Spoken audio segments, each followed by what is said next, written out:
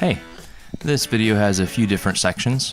First is just a quick time lapse of the crown cut and installation. Then I have a close-up of a coping cut in fast time, followed by normal time with a voiceover explaining what I'm doing. After that, I walk through my saw setup and how to place the crown on the fence for cuts. The end of the video shows the post install where I filled holes and painted over everything.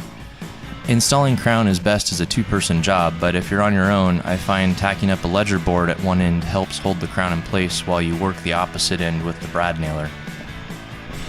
It's always tough to decide if you should paint before or after. I've done both actually, and it usually just depends on what else I'm doing. In this case, I was planning to paint the room too, so I decided to do the crown and then paint the walls.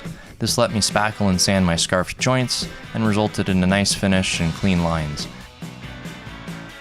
Here I've got the crown clamped to the table along with Rockler's Easy Cope jig. The jig keeps your jigsaw at the perfect angle so you don't have to spend time filing down high spots that you would get if you were using a hand coping saw.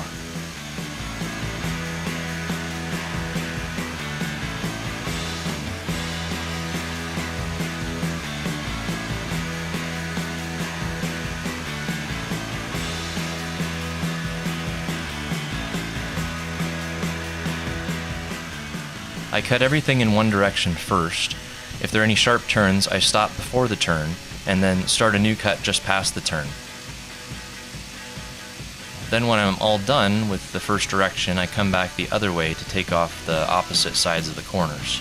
I could have also done relief cuts, but either method seems to work fine.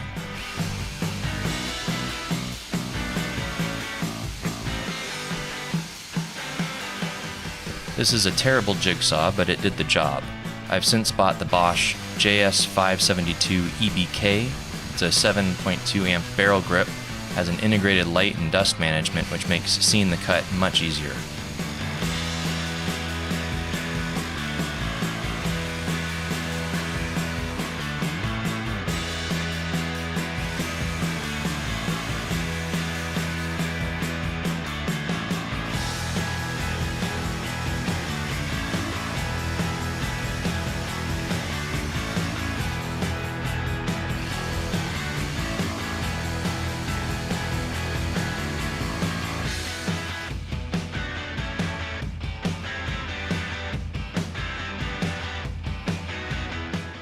When I'm done with the cuts, I use a hand coping saw to cut the straight section of the crown where it meets the ceiling.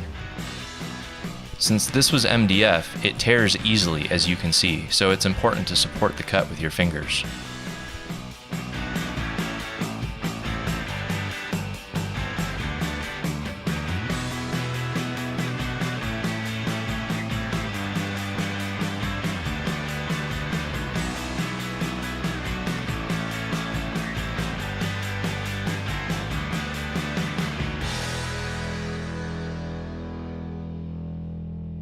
Alright, so the trick to cutting crown. First, I made an extended fence that it's very important it is square and flush with the existing saw fence.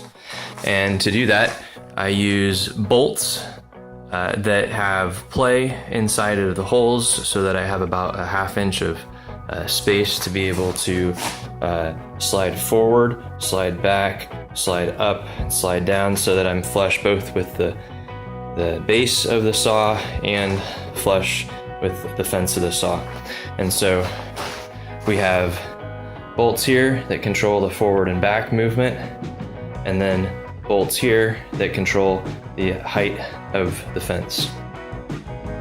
Then it's important that when you do make this, that you have enough clearance under here so you can get clamps in for stops, and also so that you can add in braces to hold crown. So these right here are just short scrap pieces that are have a straight edge, and you can see that you want it to be, typically you want it to be thick enough so that when you cut through on your saw, you won't cut all the way through, so you get a little bit extra support here on the cut. And then you put your crown in upside down, so this side would be on the bottom edge of the ceiling, and this would be touching the ceiling here. So we're sticking it upside down and at an angle. You can see the angle there, and it's very important that you get it perfectly flush to the back wall and also flush here down on the bottom. And once you have that perfectly set, you just stick these boards up to hold it in place, clamp them down, and now I can slide my crown in and out, no problem. Make my cuts, they're all gonna line up just great. Also, you wanna make sure that your saw blade is square as well. All right, we are going to make a coped cut for that corner there. And so I have, the wall is not perfectly square. The wall is actually wider than 90, more than 90 degrees. I don't know how much because I don't have a protractor. So normally we would cut at 45, but since the wall is not square, we're gonna eke it in. So I just did 43 and it wasn't quite enough. And so now I'm down at 40. The symptom that you get when you don't have enough, you will have more space at the top than you should, and it's butting at the bottom. So to do that, we want to take more off the bottom and less off the top. So if we put our crown back in our saw, we're on the left side of the saw table. We want to take more off the bottom and less off the top, which means we would turn our saw blade this way. So we're gonna go less from 45 down to 40, and we're gonna try that. We've gone total Dexter. However, you can see it's quite a bit of extra work, so I usually just spray the crown all at once outside first. But since semi-gloss finishes aren't very forgiving to touch-ups, I try to get crown links long enough to cover the whole wall so that I don't have to have a joint in the middle, like a 16-foot board. Of course, that makes it harder to manage as a single person doing the install, so it's best to get a second person to help if they're really that long. They're now sprayed.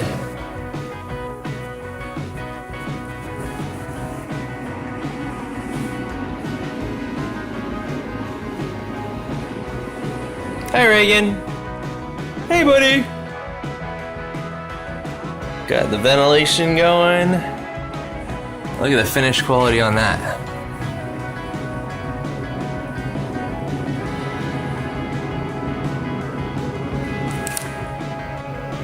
All done.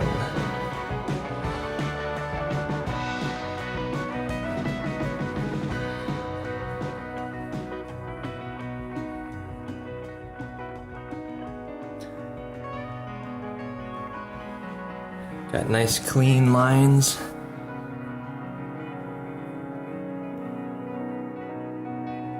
And on the crown as well.